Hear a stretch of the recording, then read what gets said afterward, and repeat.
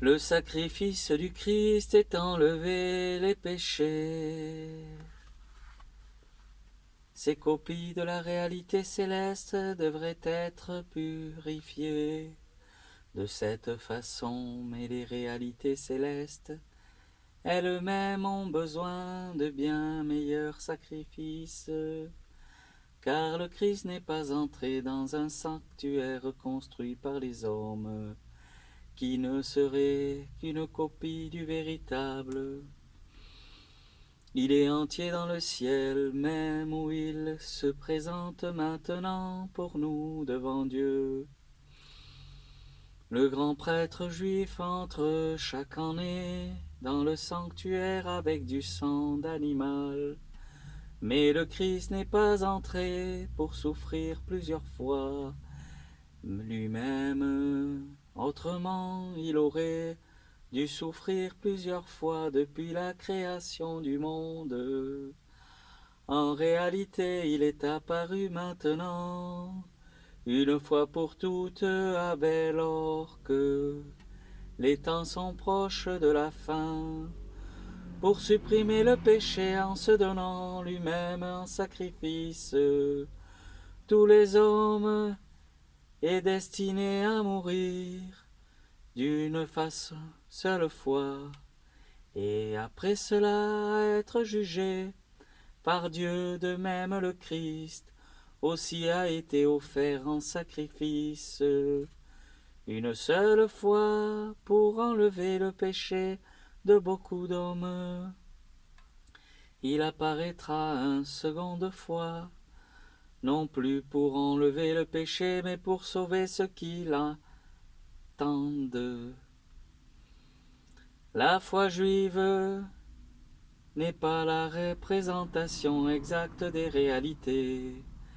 Elle n'est que l'ombre des biens à venir. Elle est tout à fait incapable de rendre parfait ce qui s'approche de Dieu. Comment le pourrait-elle avec ses sacrifices, toujours les mêmes que l'on offre année après année, indéfiniment? Si ceux qui rendent un tel culte à Dieu avaient été une bonne fois purifiés de leurs péchés, ils ne se sentiraient plus coupables d'aucun péché, et l'on cesserait d'offrir tout sacrifice. En réalité, ces sacrifices servent à rappeler aux gens leurs péchés année après année, car le sang des taureaux et des boucs ne pourra jamais enlever le péché.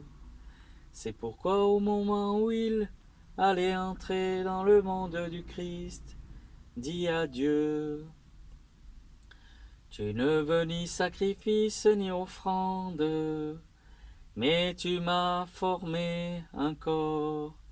Tu ne prends plaisir ni à l'offrande d'animaux brûlés sur l'autel, ni à des sacrifices destinés à enlever les péchés.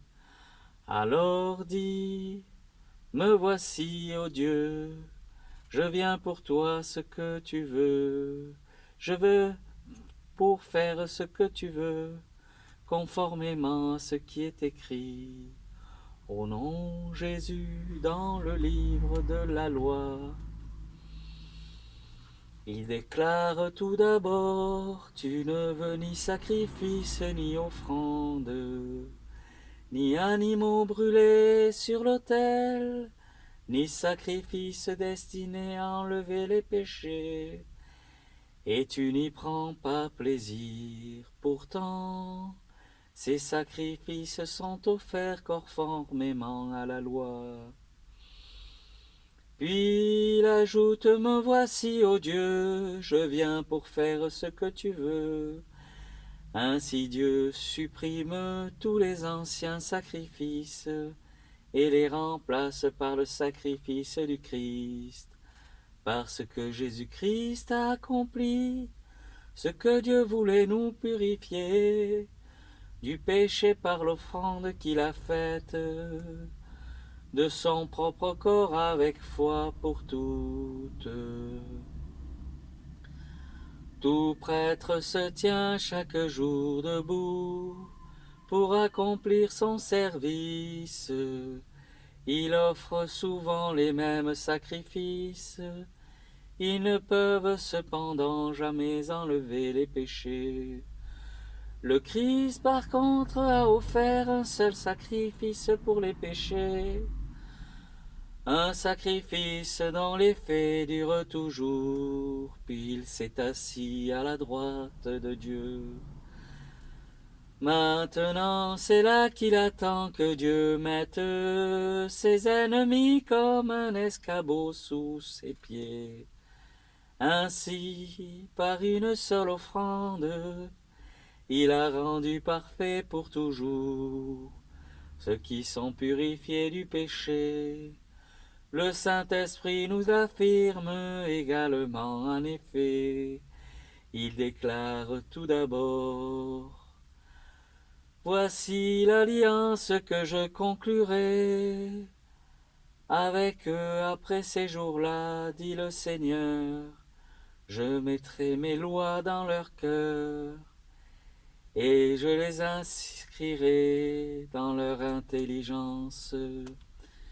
Puis il ajoute: je ne me souviendrai plus de leurs péchés et de leurs fautes. Or, quand les péchés ont été pardonnés, il n'est plus nécessaire de présenter une offrande destinée à les enlever. Approchons-nous de Dieu, aussi frères nous avons la liberté d'entrer dans ce lieu très saint. Grâce à la mort de Jésus, il nous a ouvert un chemin nouveau et vivant à travers du voile, c'est-à-dire au travers de son propre corps. Nous avons un grand prêtre placé à la tête de la maison de Dieu. Approchons-nous donc de Dieu avec un cœur sincère et une loi pleine d'assurance, le cœur purifié de tout ce qui donne mauvaise conscience, et le corps lavé au moyen d'une eau pure. Gardons fermement l'espérance que nous proclamons, car nous pouvons être certains que Dieu viendra. Ses promesses, veillons les uns sur les autres pour nous encourager au mieux aimer et à faire ses œuvres bonnes.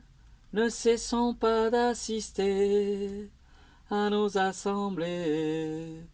Ne soyons pas comme certains qui ont pris l'habitude de ne plus venir. Au contraire, encourageons-nous les uns les autres, et cela d'autant plus que vous voyez approcher le jour du Seigneur. Car si nous continuons volontiers à pécher, après avoir appris à connaître la vérité, il n'y a plus de sacrifice qui puisse enlever les péchés. Il ne nous reste plus qu'à avoir peur en attendant ce qui arrivera, c'est-à-dire le jugement et le feu ardent qui détruira les ennemis de Dieu. Tout homme qui désobéit à la loi de Moïse est mis à mort sans pitié. S'il est reconnu coupable d'avoir le témoignage de 2 ou 3 témoins, qu'en sera-t-il alors de celui qui méprise le Fils de Dieu, considère comme une chose sans valeur le sang de l'alliance de Dieu par laquelle a été purifié, et insulte l'Esprit de la grâce? Vous pouvez bien penser à quel point la punition qu'il méritera sera pire, car nous connaissons celui qui a déclaré: c'est moi qui tirerai vengeance, c'est moi qui payerai en retour. Et qui a dit aussi le Seigneur jugera son peuple. Il est terrible de tomber dans les mains d'un Dieu vivant. Rappelez-vous ce que vous avez vécu dans le passé. En ces jours-là, après avoir vécu la lumière de Dieu, vous avez eu beaucoup à souffrir et vous avez tenu bon dans cette lutte. Bientôt vous étiez insulté et maltraité publiquement. Tantôt vous étiez prêt à soutenir ceux qui l'ont traité ainsi.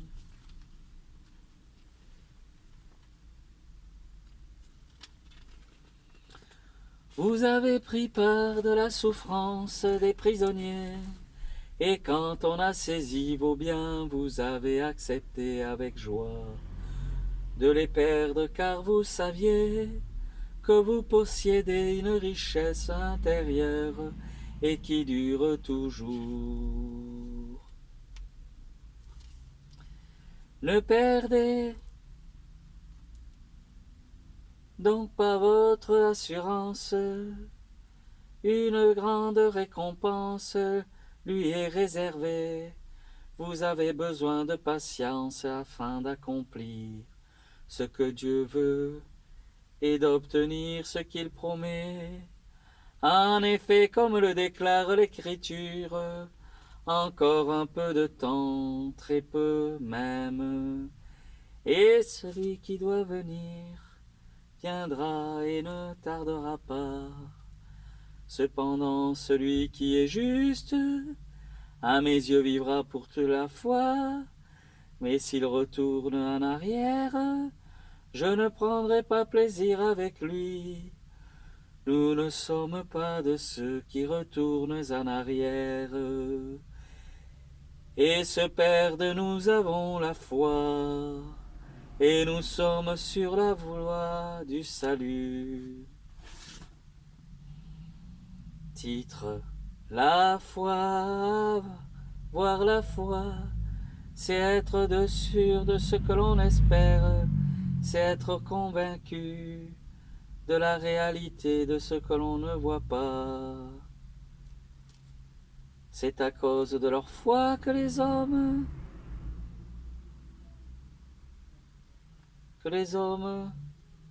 des temps passés ont été éprouvés par Dieu. Par la foi, nous comprenons que l'univers a été créé par la parole de Dieu, de sorte que ce que l'on voit a été fait à partir de ce que l'on ne voit pas. Par la foi, Abel offrit à Dieu un sacrifice meilleur que celui de Caïn grâce à sa foi. Il fut déclaré juste par Dieu, car Dieu lui-même éprouva ses dons par sa foi. Abel parle encore bien qu'il soit mort. Par la foi d'Enoch n'a pas connu la mort. Il fut enlevé auprès de Dieu, et personne ne put retrouver, parce que Dieu l'avait enlevé auprès de lui.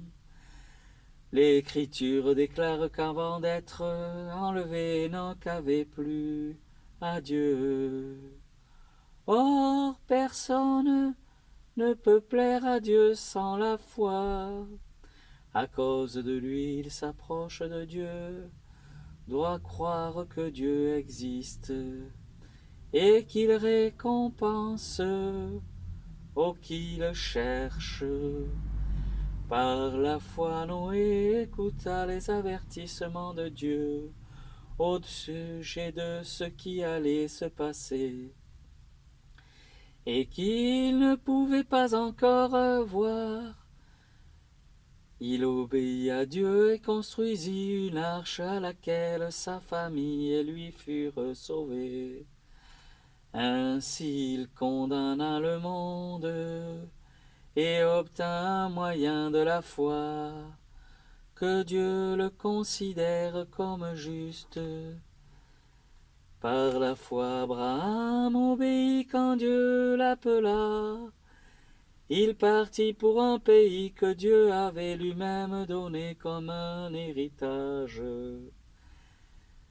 Il quitta son propre pays sans savoir où il allait, car la fois il vécut dans le pays que Dieu lui avait promis, comme s'il était un étranger.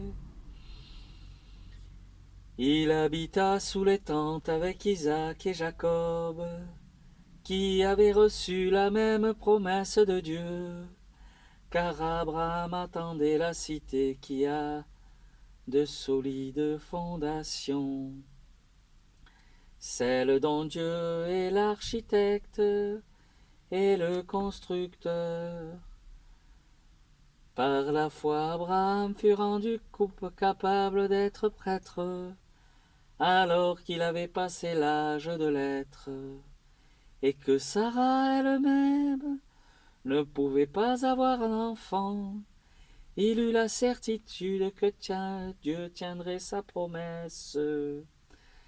C'est ainsi qu'à partir de ce seul homme, qui était pourtant déjà comme mort, naquirent des cependant aussi nombreux que les étoiles dans le ciel et que les innombrables grains de sable au bord de la mer. C'est dans la foi que les hommes sont morts. Ils n'ont pas reçu les biens de Dieu que Dieu avait promis, mais ils les ont vus et salués de loin. Ils ont déclaré qu'ils étaient des étrangers et des exilés sur la terre. Ceux qui parlent ainsi montrent clairement qu'ils cherchent une patrie. S'ils s'étaient mis à regretter le pays qu'ils avaient quitté, ils auraient eu l'occasion d'y retourner. En réalité, ils désiraient une patrie meilleure, c'est-à-dire la patrie céleste. C'est pour ça que Dieu n'a pas honte d'être appelé leur Dieu, car il leur a préparé une cité. Par la foi, Abraham offrit à Isaac en sacrifice. Lorsque Dieu se mit à l'épreuve, c'est à lui, Abraham, que le Dieu avait fait la promesse. Et pourtant il se montra prêt à offrir son fils unique en sacrifice. Dieu lui avait dit, c'est par Isaac que tu auras des descendants. Abraham estima que Dieu avait le pouvoir de ramener Isaac de la mort à la vie, et Abraham reçut à nouveau Isaac qui lui fut, pour ainsi dire, ramené entre les morts. Par la foi, Isaac donna à Jacob et à Ésaü une bénédiction qui se rapporta à leur avenir. Par la foi, Jacob bénit chacun de ses fils et Joseph put avant de mourir. Il s'appuya sur le haut de son bâton et adora Dieu, car la foi Joseph en la fin de sa vie parla du moment où les Israélites sortiraient d'Égypte, et il indiqua ce que l'on devait faire de ces ossements. Par la foi, les parents de Moïse le tirent caché pendant 3 mois. Après sa naissance, ils virent que c'était un bel enfant, et n'eurent pas peur de désobéir à l'ordre du roi, par la foi de Moïse, devenu grand, refusa d'être appelé fils de la fille de Pharaon. Devenu grand, refusa. Il préféra être maltraité après avec le peuple de Dieu que de jouir du péché. Pendant quelque temps il estima que subir le mépris comme le Messie avait beaucoup plus de faveur que les trésors de l'Égypte, car il avait les yeux fixés sur la récompense future. Par la foi, Moïse quitta l'Égypte sans avoir peur de la colère du roi. Il demeura ferme comme s'il voyait le Dieu invisible. Par la foi, il institua la Pâque et ordonna de répandre du sang sur les portes afin que l'ange de la mort ne tue pas les fils premiers-nés d'Israël. Par la foi des Israélites traversèrent la mer Rouge comme si c'était la terre sèche. Mais lorsque les Égyptiens essayèrent d'en faire autant, ils furent noyés. Par la foi, des murs de Jéricho tombèrent après que les Israélites en eurent fait le tour pendant 7 jours. Par la foi, Rabat, la prostituée, ne mourut pas avec ceux qui avaient désobéi à Dieu parce qu'elle avait accueilli les espions avec bienveillance. Que dirais-je encore? Le temps me manquerait pour parler de Gédéon, de Barak, de Samson, de Jéphée, de David, de Samuel, que les prophètes, grâce à la loi, ils conquirent des pays, firent ce qui est juste et hontèrent ce que Dieu avait promis. Ils fermèrent la gueule des lions, éteignirent des feux violents, évitèrent d'être tués par l'épée. Ils étaient faibles et devinrent forts. Ils furent redoutables à la guerre et vainquirent des armées étrangères. Par la foi, les femmes virent leur mort ramenée à la vie pour leur être rendue. D'ailleurs, d'autres ont été torturés à mort. Ils refusèrent la délivrance afin d'être ramenés à la mort, et une vie meilleure. D'autres encore subirent les moqueries et les coups de fouet. Certains furent liés de ces chaînes et jetés en prison. Certains furent tués à coups de pierre, d'autres sciés en deux, ou mis à mort par l'épée. Ils allaient d'un endroit à l'autre vêtus de peau de mouton ou de chèvre, pauvres, persécutés, maltraités. Le monde n'était pas digne de ces hommes-là. Ils erraient dans le désert et les montagnes. Ils vivaient dans les cavernes et les trous de la terre. Pour ces hommes, on était éprouvés par Dieu à cause de leur foi. Pourtant, ils n'ont pas reçu ce que Dieu avait promis. En effet, comme Dieu avait prévu, mieux encore, pour nous, il n'a pas voulu qu'il soit rendu parfait autrement qu'avec nous.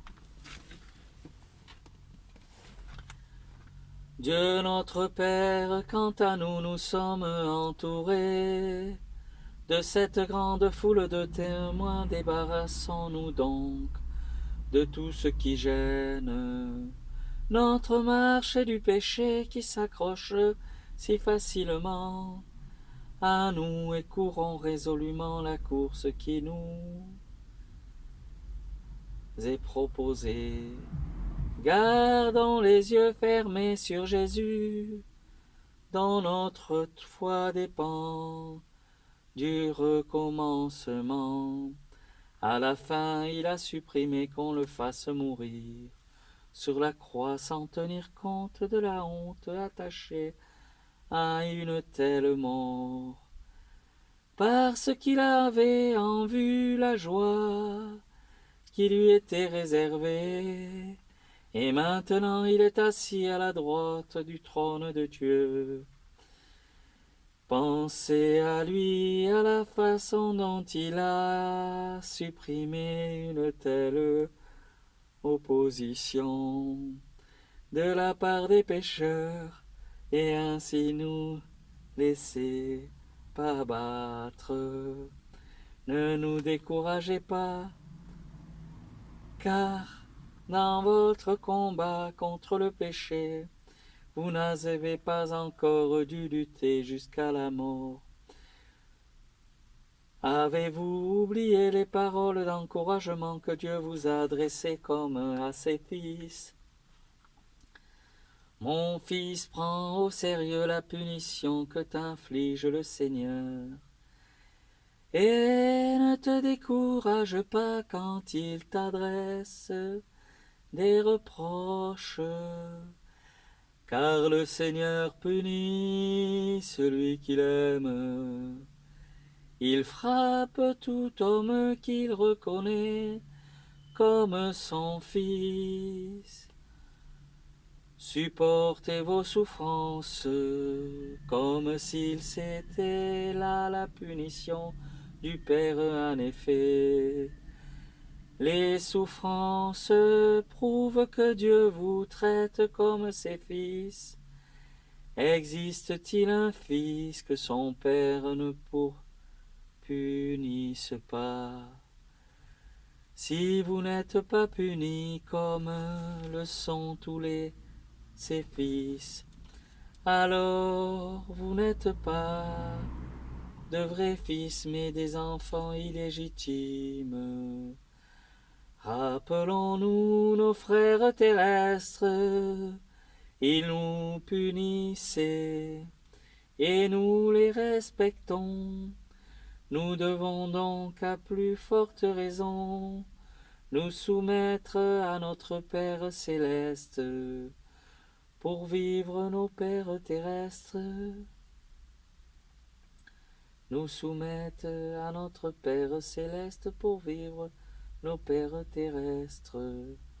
Nous punissons pour peu le temps selon ce qui leur paraissait juste. Mais Dieu nous punit pour notre bien, ainsi que nous ayons part à sa sainteté. Quand nous sommes punis, il nous semble au moment même que c'est là une cause de tristesse et non et de joie. Mais plus tard, ceux qui ont été formés par cette punition bénéficient de l'effet qu'elle produit, la paix associée à une voie juste.